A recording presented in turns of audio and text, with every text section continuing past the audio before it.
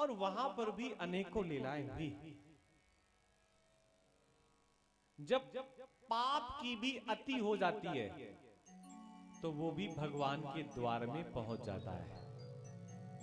ऐसा एक सुर जिसका पाप का भंडार भर गया था, वो अघासुर भगवान के द्वार में पहुंच गया और एक विशाल काय अजगर का रूप लेकर के जंगल में खड़ा हो गया।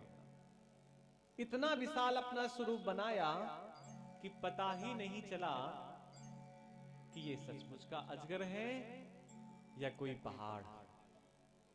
गोप ग्वाल गौवे चरा रहे हैं और कुछ दुख वाले उस गुफा के धोखे उस अजगर के मुख में समा गए।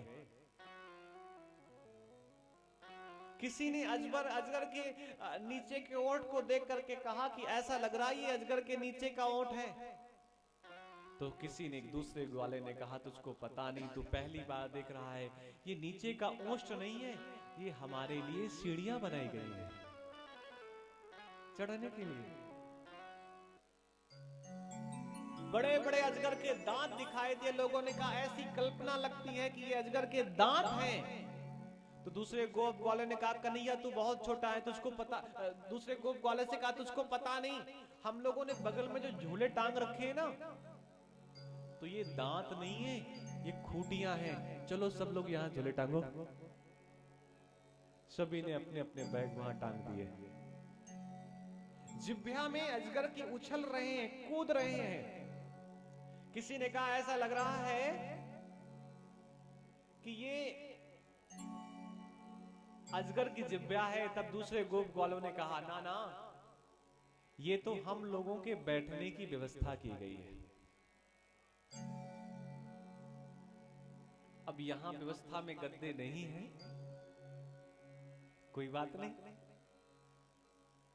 जब ईश्वर फिर कृपा करेंगे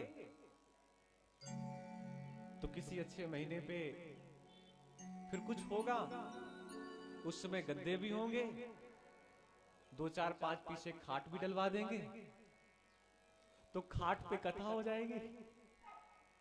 चाय और मूंगफली बीच बीच में इनकी व्यवस्था भी अगली बार से हम लोग करके रखेंगे। कुछ लोग तो साहब को कह रहे थे कि इसी प्रसाद में थोड़ा और प्रसाद दे दिया करो तो घर में जाके चूल्हा भी न जलाना पड़े। और एक तो भैया आई और उन्होंने कहा कि अगली बार से जब कथा करना तो ये भंडारा जो है ये बाद में नहीं, ये कथा के एक दिन पहले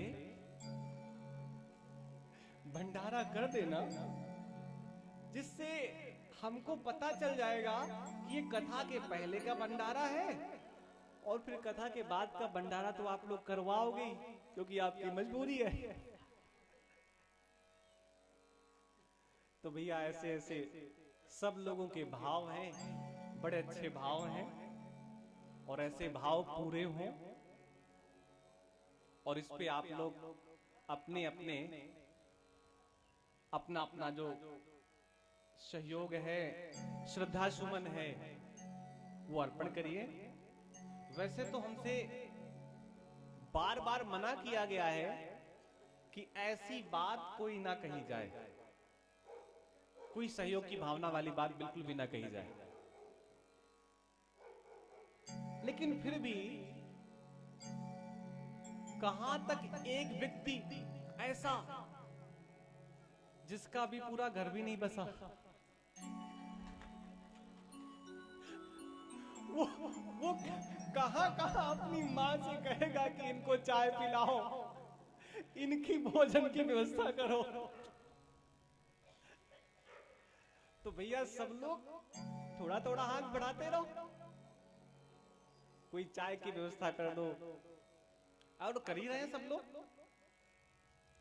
तो बहुत ज्यादा लोड ना पड़े किसी के ऊपर,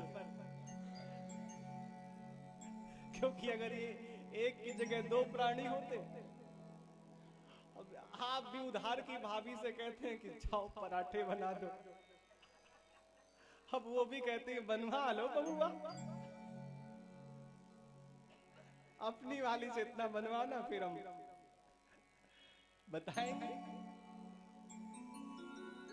तो किसी को कार्य करने में कोई असहजता नहीं है, लेकिन हमें सोचना चाहिए कि यहां पर जो सुबह से सेवा होती है, उस सेवा में जितने हाथ लगे हैं वो सब उस उम्र वालों के हाथ यहां लगते हैं जिस उम्र में सरकार कह देती अब घर में बैठो। अब आप 60 के पूरे हो गए हैं, तो वही लोग, हमारी बहन, एक बहन इधर बैठी है, एक इधर बैठी, कोई इधर से भी ना भाग पाए और कोई इधर से भी ना भाग पाए। तो आप लोग अपनी श्रेष्ठतम सेवाएं दें, जिससे कि जो आगे चल पड़ा है उसको ऐसा लगे तो कि पीछे जितने लोग हैं वो सब 56 भोग के लिए आए हैं, ऐसा वो न सोचे। वो सब 56 भोग तैयार करने के लिए आए हैं, ऐसा सोचे। बोलिए वृंदावन।